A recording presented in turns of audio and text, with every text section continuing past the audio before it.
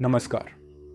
इस वीडियो में मैं मुंडक उपनिषद के पहले मुंडकम के दूसरे खंड को समझाने का प्रयास करूंगा।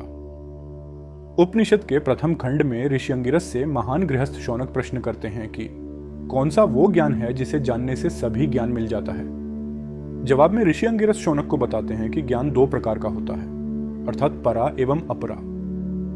वो समझाते हैं कि सांसारिक ज्ञान अर्थात अपरा यज्ञ, दान और कर्म से मिलने वाले परिणामों को प्राप्त करने के लिए उपयोगी है, इसलिए इस ज्ञान से उत्पन्न होने वाले लाभ सीमित हैं और इसे विद्वान लोग निम्न ज्ञान मानते हैं। परंतु परा अर्थात ब्रह्म का ज्ञान मोक्ष प्राप्ति का एकमात्र साधन है। यही कारण है कि परा को उच्चतर ज्ञान माना गया है। पहले खंड के बारे में अधिक जानने के लिए कृपया इस विषय पर मेरे वीडियो को देखें, जिसका लिंक मैंने नीचे इस वीडियो के विवरण में दिया है। आइए अब दूसरे खंड को समझने का प्रयास करें। दूसरे खंड में ऋषि अंगिरस शौनक को आश्वस्त करते हैं कि अपरा का ज्ञान अर्थात वेदों के अनुसार निर्धारित अनुष्ठानों को विधिवत पूरा करना सांसारिक परिणामों और यहां तक कि स्वर्ग के मार्ग को भी खोल सकता है। इसलिए इन अनुष्ठानों को पूरा करने में कभी कोई संकोच नहीं होना चाहिए।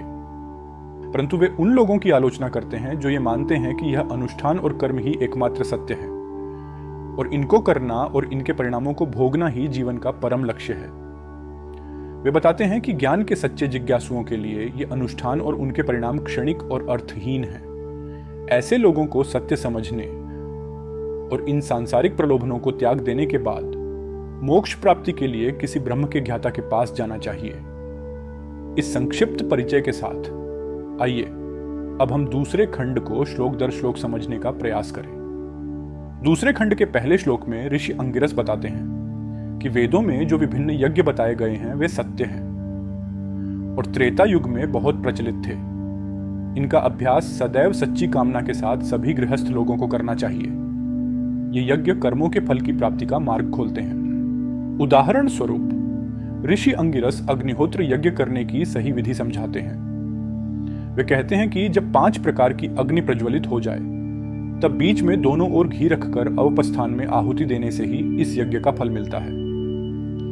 इस प्रकार के कर्म करना जिसमें समुचित रूप से आहुतियां दी जाती हैं वो अच्छे लोगों की प्राप्ति का मार्ग है, परंतु इन्हें सही ढंग से करना आसान नहीं है। जिस व्यक्ति ने अग्निहोत्र यज्ञ करते समय दर्श पूर्णमास, चतुर्मास्य एवं अग्रायण नहीं किए, जिसने सही मात्रा में अतिथि सत्कार एवं आहुति प्रदान नहीं की या फिर वैश्व देव की निर्धारित अनुष्ठानों के अनुसार पूजा नहीं की, उसे उन 7 प्रकार के स्वर्गों में जगह नहीं मिलती। एक सही यज्ञ अग्नि में 7 प्रकार की ज्वालाएं होनी चाहिए: काली, कराली, मनोजवा, सुलोथिया, सुधूम्रवर्ण, स्फुलिंगिनी और विश्वरुचि। इन्हें सप्तजिह्वा भी कहा जाता है।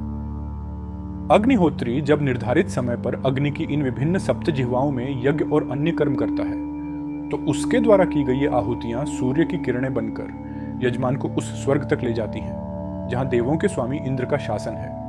अर्पित की गई आहुतियां यज्ञकर्ता को उज्जवल सूर्य की किरणों की तरह आओ आओ कहते हुए स्वागत करती हैं और मनभावन शब्दों के साथ उसे ब्रह्मलोक ले जाती हैं। वैदिक अनुष्ठानों के इस मनमोहक वर्णन के बाद ऋषि अंगिरस अब अगले चंद श्लोकों में उनकी आलोचना भी करते हैं। वे कहते हैं कि यह यज्ञ ज्ञान से रहित है और इतना ही फल दे सकती हैं। कर्म और निम्न कर्मों का प्रदर्शन उन 18 लोगों पर निर्भर करता है जो यह यज्ञ संपन्न करते हैं, अर्थात 16 ऋत्विक, यज्ञकर्ता और उसकी पत्नी। उनके द्वारा किए गए कर्म और उनका फल अनित्य है। जैसे घड़ा नष्ट हो जाने पर उसमें रखे दूध, दही आदि का भी नाश हो जाता है। ऐसा होने पर वे अज्ञानी व्यक्ति जो आनंद के साधन के रूप में इस कर्म का फल भोगते हैं, स्वर्ग में कुछ समय रहने के बाद फिर से भूलोक में वापस आ जाते हैं। ऐसे अज्ञानी लोग अन्य अज्ञानियों के बीच में रहते हुए यह सोचते हैं कि वे बुद्धिमान और विद्वान हैं, जैसे अंधा अंधे को मार्ग दिखा रहा हो। परंतु ऐसे व्यक्ति केवल एक लोक से दूसरे लोक दुख एवं पीड़ा में भटकते रहते हैं। ऋषि अंगिरस समझाते हैं कि ऐसे लोग अज्ञानता के विभिन्न तरीकों का पालन करते हुए इस नासमझी में रहते हैं कि उनका उद्देश्य पूरा हो गया है। कर्म के ये अनुयायी अपनी इसी नासमझी के कारण सत्य नहीं सीख पाते हैं और अंततः अपने कर्म का फल भोगने के बाद स्वर्ग से गिरकर वापस भूलोक आ जाते हैं। श्रुतियों द्वारा यज्ञ आदि के रूप में निर्दिष्ट इष्टम कर्म अथवा स्मृतियों द्वारा निर्दिष्ट पूर्तम कर्म, जैसे कि कुएं, तालाब आदि खुदवाने जैसे कर्मों को सर्वोपरि मानने वाले ये अज्ञानी पुरुष नहीं जानते कि आनंद की प्राप्ति के लिए आत्मन का ज्ञान ही सही मार्ग है।